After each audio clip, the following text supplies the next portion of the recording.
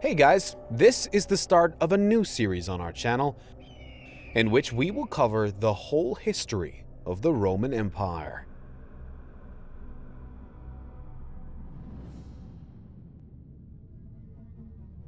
Rome.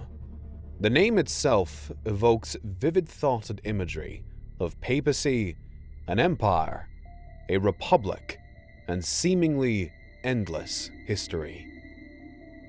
But how did it all begin? Before Rome could become the legendary city and beyond that it is today, it had to start somewhere. The story of the founding of Rome is a tale that was often told by the Romans as the earliest history of their ancient city. As the legend goes, Rome was founded on April 22nd, 753 BC, by twin brothers Romulus and Remus. The boys were the son of Rhea Silvia, a daughter of King Numitor of Alba Longa, who was impregnated by the god of war, Mars. When the twins were born, King Numitor's younger brother, who had previously deposed the king, attempted to have the boys murdered by drowning them in the Tiber River in hopes to avoid any new rivals to the throne. Somehow, the infants survived and eventually washed ashore near Palatine Hill. Here, the legend has it that they were suckled by a she-wolf and later found by Faustulus, a local shepherd. He and his wife took the boys in. And with age, Romulus and Remus became leaders of a group of shepherd warriors before finding out about their true lineage. Knowing that they had a valid claim to Alba Longa, the twins launched an attack on the city, assassinating their great-uncle and placing their grandfather back on the throne.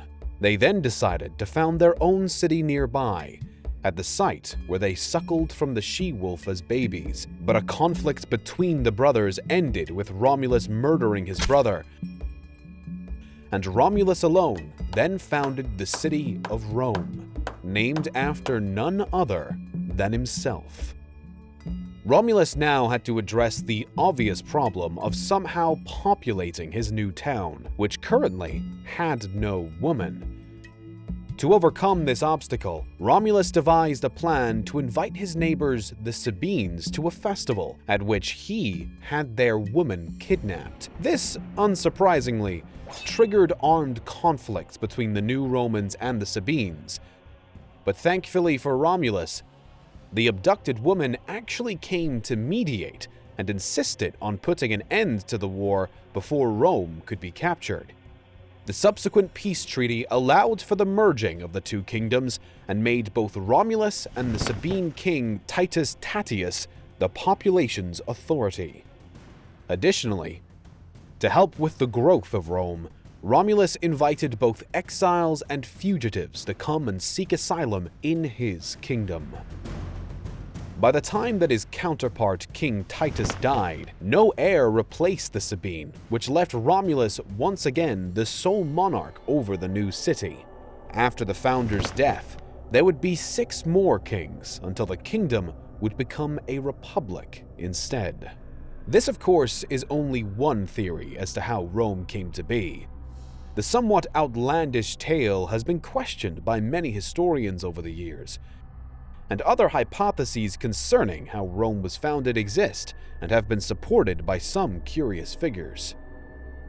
For one, Strabo, a Greek historian, wrote of another tale that claims an Arcadian colony first occupied what would become Rome, and the city itself was founded by a Greek man from Arcadia named Evander. According to Strabo, a Roman historian, Lucius Coelius Antipater, also agreed with this theory.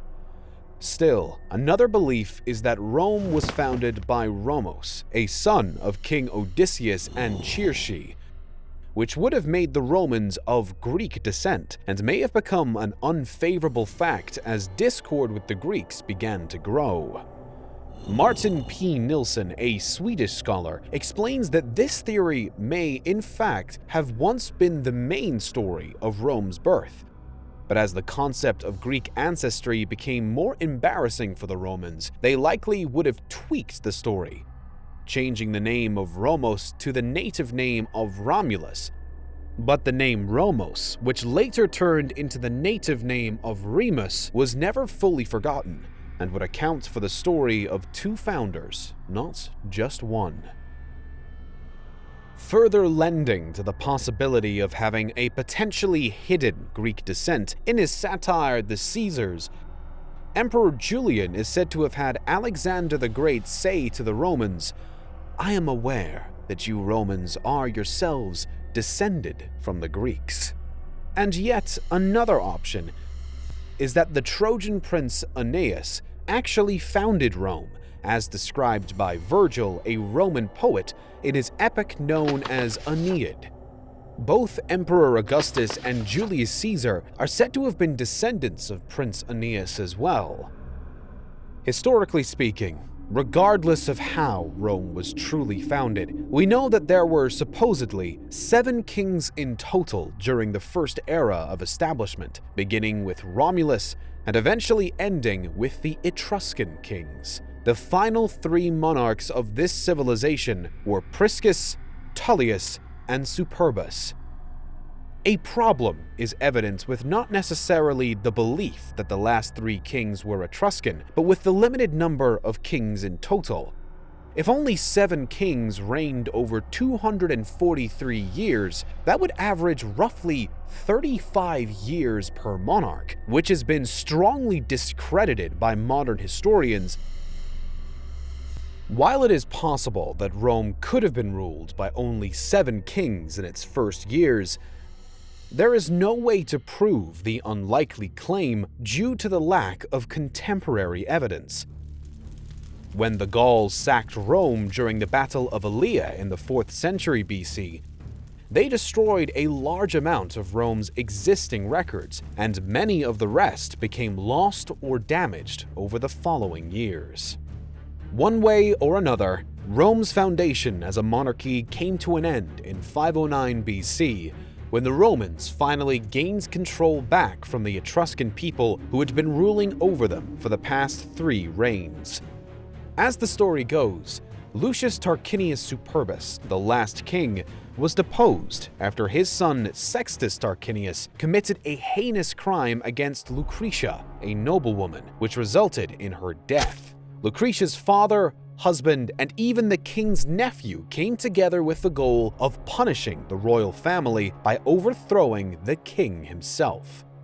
Both the Roman military and Senate decided to support this coup. Not only would King Tarquinius be overthrown, but the kingship in its entirety would be abolished by the Senate, and the majority of his duties were instead transferred to 2 elected consuls.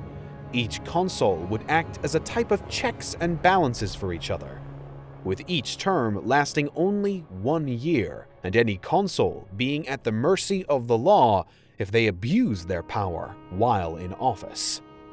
The first 2 consuls were Brutus and Colentinus, although the latter was a relative of the deposed king and was eventually forced to give up his position and go into exile. Publius Valerius Publicola would take Colentinus's place as the second consul.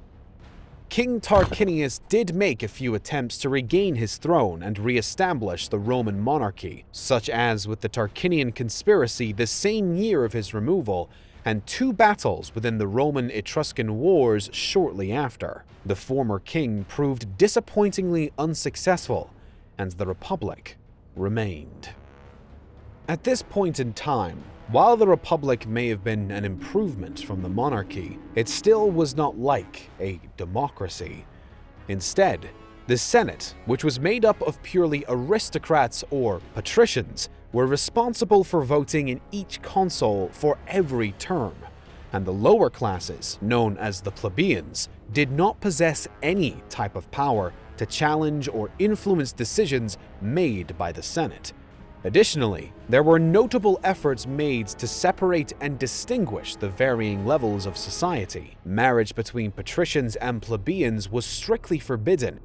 As the Republic aged and developed, the plebeians did slowly begin to gain more and more influence and power, including eventually becoming eligible for the position of consul, but the patricians essentially maintained their overall authority by means of their wealth. Another curious feature of the early Roman Republic was the way it dealt with emergencies. In the case of, for example, a military emergency in the form of war, the Senate and consuls had the ability to basically elect a temporary dictator who would assume complete authority over Rome for the time of the crisis.